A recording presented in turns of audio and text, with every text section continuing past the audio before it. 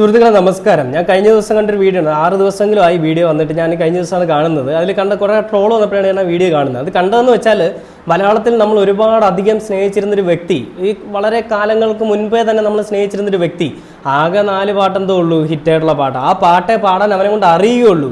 ആ വ്യക്തിയോട് എനിക്കും ഇന്ന് വരെയും അല്ലെങ്കിൽ ഈ വീഡിയോ കാണുന്നിടം വരെ എനിക്കൊരു ഇഷ്ടമുണ്ടായിരുന്നു. പക്ഷേ അതിനുശേഷം അവനോട് എനിക്ക് വെറുപ്പായി. കാരണം ഒരു കഴിവുമില്ലാത്ത ആരെങ്കിലും എഴുതി കൊടുത്ത പാട്ടും എടുത്തു വെച്ചുകൊണ്ട് വഴിയെ നീളെ പാടിക്കൊണ്ട് നടക്കുക. അതിൽ വേറെ പാട്ടൊന്നുമില്ല എന്ന് പറഞ്ഞാൽ ഇറങ്ങിയിരിക്കുകയാണ്. അല്ലാണ്ട് വേറെ ഇപ്പോൾ വേടൻ എന്ന് പറയുന്ന വ്യക്തിയെ പറ്റി ചോദിക്കുന്ന സമയത്ത് അവൻ പറയണേ, ഹലോ വന്നോ, ശരി ഞാൻ വരും. അവൻ്റെ അവിടെ ആ സംസാരത്തിൽ നമുക്ക് മനസ്സിലാവും ഈ ജാസി ഗിഫ്റ്റ് എന്ന് പറയുന്നവൻ്റെ നിലപാട് എന്താണെന്ന്, അവൻ്റെ വ്യക്തിത്വം എന്താണെന്നുള്ളത്. അവന് വേടൻ എന്ന് പറയുന്ന വ്യക്തിയെ അറിയാത്തത് കൊണ്ടോ അല്ലെങ്കിൽ വേടൻ എന്ന് പറയുന്ന വ്യക്തിയെ അവന് പരിപാടി കണ്ടിട്ടില്ലാത്തത് കൊണ്ടോ ഒന്നുമല്ല. വേടൻ എന്ന് പറയുന്ന വ്യക്തിയോടുള്ള അസൂയ, അവൻ്റെ മനസ്സിലുള്ള ആ ഒരു കറ, അത് നമുക്ക് ആ വീഡിയോ കാണുമ്പോൾ തന്നെ അറിയാം. ജസ്റ്റ് ആ ചേച്ചി ഒരു ഇൻ്റർവ്യൂ ചെയ്തപ്പോൾ ചോദിച്ചെന്നുള്ളൂ. അതുകൊണ്ട് എന്താ നമുക്ക് ഈ പറയുന്ന ജാസി ഗിഫ്റ്റ് എന്ന് പറയുന്നവൻ എന്താണെന്ന് നമുക്ക് മനസ്സിലായി. ജാസി ഗിഫ്റ്റ് വർഷങ്ങളായിട്ട് പരിപാടി ചെയ്തുകൊണ്ടിരിക്കുകയാണ്. ഒരേ പാട്ട് തന്നെ പലയിടങ്ങളിൽ പാടിക്കൊണ്ടിരിക്കുകയാണ്. അങ്ങനെ പാടിപ്പാടി വരുമ്പോൾ ജാസി ഗിഫ്റ്റിന് ഒരു സ്വീകാര്യത കുറഞ്ഞു വരുന്നത്. കാരണം എന്താ, പാടുന്ന പാട്ട് തന്നെ വീണ്ടും വീണ്ടും പാടുന്നു, ആളുകൾക്ക് ഒരു ആവർത്തന വിരസതയുണ്ടായി. പാടുന്ന ജാസി ഗിഫ്റ്റിന് ഇല്ലെങ്കിലും കേൾക്കുന്ന ജനങ്ങൾക്കുണ്ട്. അപ്പം അങ്ങനെ വന്നപ്പോൾ ആ പരിപാടി കാണാൻ 1000 പേര്, കഷ്ടിച്ച് 1000 പേര്, എം ജി ശ്രീമാൻ്റെ കാര്യം പറഞ്ഞല്ലോ, കഷ്ടിച്ച് 1000 പേര് വരും. അതിനേക്കാളും കൂടുതൽ ആളുകൾ എം ജി ശ്രീമാൻ വരും കേട്ടോ. അപ്പോൾ അങ്ങനെ വരുന്ന ഇടത്ത് വേടൻ എന്ന് പറയുന്നത് ഇന്നലെ ഉയർന്നു വന്ന ഒരാൾക്ക് വന്നത് 8000, മിനിമം 8000, അല്ലെങ്കിൽ അതിന് മുകളിലേക്ക് പോകുമ്പോൾ 20, 30, 50, അതിന് മുകളിലേക്ക് ആളുകൾ വരുന്നു ആ വേടൻ എന്ന് പറയുന്ന വ്യക്തിയുടെ പരിപാടി കാണാൻ. വേടൻ കറുത്തിട്ടാണ്. വേടൻ എന്ന് പറയുന്ന വ്യക്തിയുടെ ജാതി ഏറ്റവും താഴ്ന്ന ജാതിയാണ്. അപ്പോൾ അതൊക്കെ വെച്ച് നോക്കിയപ്പോൾ ജാസിക്ക് അങ്ങോട്ട് കയറി കൊണ്ടു. ജാസി പറഞ്ഞത് വേടൻ എന്ന് പറയുന്ന വ്യക്തിയെ പറ്റി ചോദിക്കുമ്പോഴേ അയാൾ പറയുന്നില്ല, അറിയാമെന്നോ ഇല്ലെന്നൊന്നും പറയുന്നില്ല. ഇനി ഒരു പക്ഷേ ആ വേടൻ എന്ന് പറയുന്ന വ്യക്തി അറിയാമെന്ന് പറഞ്ഞാൽ കിട്ടുന്നതിനേക്കാൾ കൂടുതൽ സ്വീകാര്യത, അല്ലെങ്കിൽ താൻ കൂടുതൽ അറിയപ്പെടും എന്നുള്ളത് അറിയില്ല എന്ന് പറയുമ്പോഴായിരിക്കും കൂടുതൽ ഊക്കൽ കിട്ടും, കൂടുതൽ ട്രോൾസ് വരും എന്നൊക്കെ ഉള്ളതുകൊണ്ടായിരിക്കും പറഞ്ഞത്. എന്നിരുന്നാൽ തന്നെയും തൻ്റെ കൂട്ടത്തിൽ ഈ എം ജി ശ്രീമാർ പറഞ്ഞപ്പോൾ നമുക്ക് കണ്ടാണ് ഒരുപാട് പേരെടുത്തിട്ട് പൊങ്കാലയിട്ടു. അതേപോലെ തന്നെയാണ് ജാസി ഗിഫ്റ്റിനെ. നിന്റെ മനസ്സിലും ഈ ജാതിവറി ഉണ്ടെന്നുള്ളത് കേരളത്തിലെ ജനങ്ങൾക്ക് മനസ്സിലാക്കി കൊടുക്കാൻ ഈ ഒരു 5-6 സെക്കൻഡേ കാണുള്ളൂ ആ വീഡിയോ. അത് മാത്രം മതി. നീ കൂടുതലൊന്നും പറയൊന്നും വേണ്ട. നിന്റെ ആ ഒരു ബോഡി ലാംഗ്വേജ് കാണുമ്പോൾ, അല്ല നിന്റെ ബിഹേവിയർ കാണുമ്പോഴേ ജനങ്ങൾക്ക് മനസ്സിലാവും. ഇനി നീ വേടൻ എന്ന് പറയുന്ന വ്യക്തിയെപ്പറ്റി ഇനി നല്ലത് പറഞ്ഞുകൊണ്ട് വന്നാലോ, അല്ലെങ്കിൽ വേടൻ എന്ന് പറയുന്ന വ്യക്തിയുടെ പേരും പിടിച്ചുകൊണ്ട് എവിടെയെങ്കിലും പോയി പ്രോഗ്രാം ചെയ്താലോ വേടന് കിട്ടുന്നത്ര സ്വീകാര്യത നിന്നെ കൊണ്ട് ഉണ്ടാക്കാൻ പറ്റില്ല. വേടൻ്റെ പരിപാടി, ഞാൻ എം ജി ശ്രീമാൻ്റെ വിഷയത്തിൽ ഇത് തന്നെ പറഞ്ഞേ, വേടൻ്റെ പരിപാടി കാണാൻ വരുന്ന ആളുകളിൽ ഒരാളെ പോലും കൂടുതൽ നിങ്ങളെ കൊണ്ട് ഉണ്ടാക്കാൻ പറ്റിയല്ല. അല്ലെങ്കിൽ വേടൻ്റെ പരിപാടി കാണാൻ വരുന്ന, ഞാൻ പറഞ്ഞു, മിനിമം 10,000 അല്ലെങ്കിൽ അതിന് മുകളിൽ 20,000, 30,000 ആളുകളാണ്. തൻ്റെ ഒരു പരിപാടിക്ക് അത്രയും ആളുകളെ കൂട്ടാൻ പറ്റുമോ? നിക്കറി മുള്ളും നീ. ഞാൻ വെല്ലുവിളിക്കുന്നത് ജാസി ഗിഫ്റ്റ്, നീ നിക്കറി മുള്ളും. നിന്റെ ഒരു 10 പരിപാടിക്ക് കൂടുന്ന ആളുകളെക്കാൾ ഉണ്ട് വേടൻ്റെ ഒരു പരിപാടിക്ക് കൂടുന്ന ആള്. നിന്റെ 10 പരിപാടിക്ക് കൂടുന്ന ആളുകളുടെ എണ്ണോ അല്ലെങ്കിൽ ആളുകളുടെ ഏജോ അല്ലെങ്കിൽ ആളുകളുടെ സ്വഭാവം വെച്ചിട്ടല്ല വേടൻ്റെ പരിപാടിക്ക് കൂടുന്ന ആളുകൾ. പലതരത്തിലുള്ള സ്വഭാവത്തിലുള്ള ആളുകളുണ്ട്, പലതരത്തിലുള്ള പ്രായത്തിലുള്ള ആളുകളുണ്ട്. വേടൻ എന്ന് പറയുന്ന വ്യക്തിയെ മാത്രം ഇഷ്ടപ്പെട്ട് വരുന്ന ആളുകളാണ് അവിടെ. ജാസി ഗിഫ്റ്റ് എന്ന് പറയുന്ന വ്യക്തിയെ എല്ലാവർക്കും ഒന്നും ഇഷ്ടമുണ്ടെന്ന് എനിക്ക് തോന്നുന്നില്ല. ജാസി ഗിഫ്റ്റിൻ്റെ പാട്ടുകളെ ഇഷ്ടമാണ്, പക്ഷെ അതുപോലല്ല വേടൻ. വേടൻ എഴുതി, വേടൻ തന്നെ കമ്പോസ് ചെയ്ത്, വേടൻ തന്നെ മ്യൂസിക് ചെയ്ത്, വേടൻ തന്നെ പോയി സ്റ്റേജിലായി ലൈവ് പാടുന്ന പാട്ടാണ്. അല്ലാതെ ജാസി ഗിഫ്റ്റിന് ആരെങ്കിലും എഴുതി കൊടുത്ത് ജാസി ഗിഫ്റ്റ് പിന്നീട് കമ്പോസ് ചെയ്ത് അതിന് പാട്ടുണ്ടാക്കി പാടുന്ന പോലെ അല്ല. അത് 4 പാട്ടൊന്നുമല്ല, വേടൻ എഴുതി അത്രയും പാട്ടും വേടൻ തന്നെ ഉണ്ടാക്കിയതാണ്. ഒന്നുമില്ലായ്മയിൽ നിന്ന് ഉയർന്നു വന്നവനാണ് വേടൻ.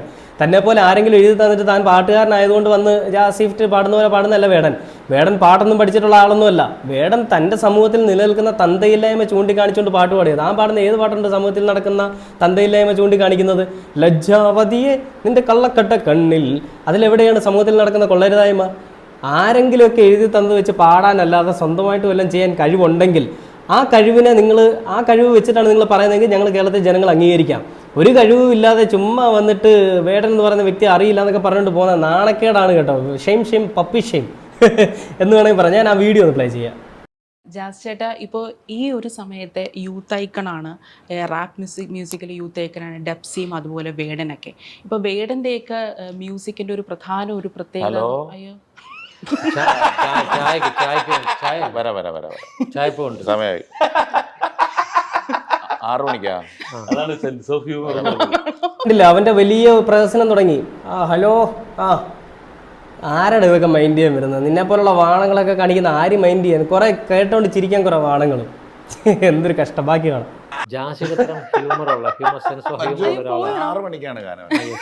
കുഴപ്പമില്ല.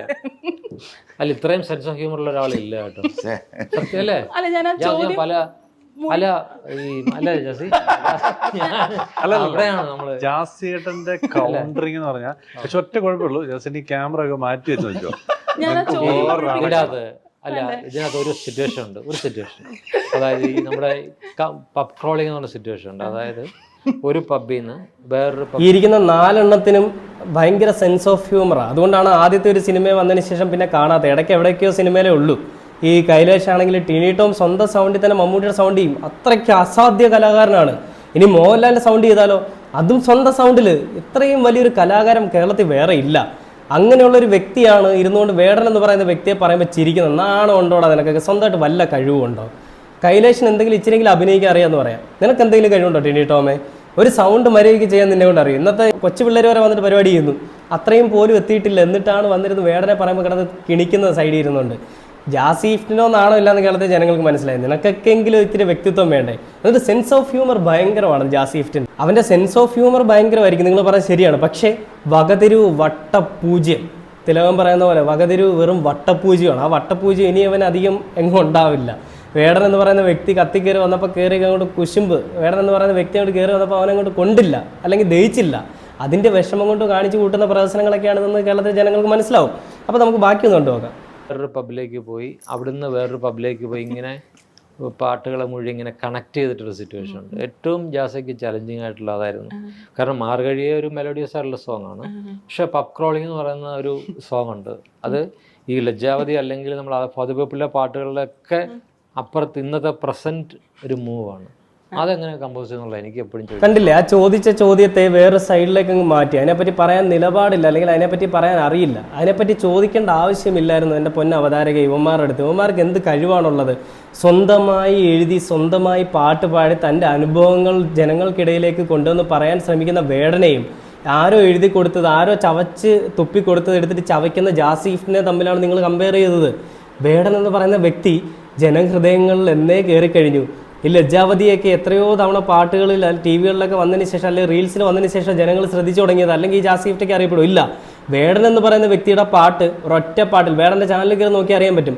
വേടൻ പാടിയിട്ട പാട്ടുകൾ എനിക്കൊന്നും 5 6 പാട്ടേ കാണുള്ളൂ. ആ പാട്ടുകളൊക്കെ ലക്ഷങ്ങളും കോടികളും ഒക്കെയാണ് വ്യൂ. പിന്നീട് വേടൻ സിനിമയിലേക്ക് വേണ്ടിയിട്ടൊക്കെ പാടിയ പാട്ടുകളാണ് കൂടുതലും ഉള്ളത്, നമ്മൾ ഈ കാണുന്ന പല പാട്ടുകളും.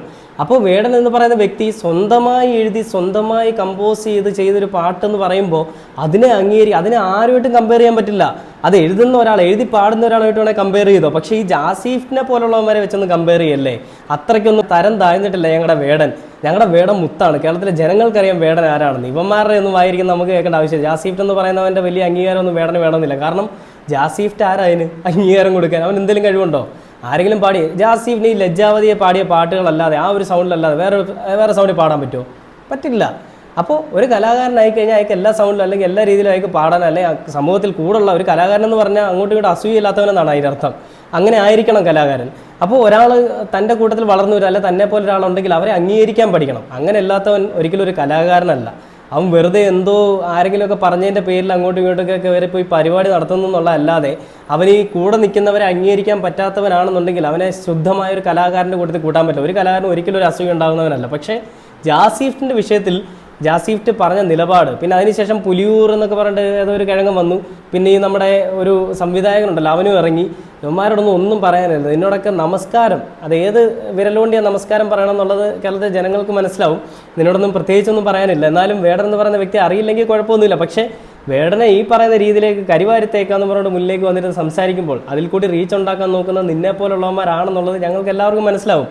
വേടനെ നീയൊക്കെ എത്രയൊക്കെ പറയാൻ നോക്കിയാലും വേടൻ എന്ന് പറയുന്ന തീ ഇനി കത്തിക്കൊണ്ടേയിരിക്കും. കത്തുമെന്നല്ല, വെറുതെ കത്തിക്കൊണ്ടാണ് ഇത്ര നാളിരുന്നത്. പക്ഷേ ഇനി ആളിക്കത്തും. ആളിക്കത്താൻ നിൻ്റെ ഒന്നും ഈ ഊതലിനും വീശലിൻ്റെ ഒന്നും ആവശ്യമില്ല. അത് തനിയെ കത്തിക്കോളും. അതിൽ കേരളത്തിലെ ജനങ്ങളുടെ പൂർണ്ണ പിന്തുണയുണ്ടാവും. നിനക്കൊന്നും കിട്ടിയിട്ടില്ലാത്ത സ്വീകാര്യത ഇനിയും വേടന് കിട്ടും, കിട്ടിക്കൊണ്ടേയിരിക്കും. വേടൻ തിരിച്ചു വരുവടാ മക്കളെ.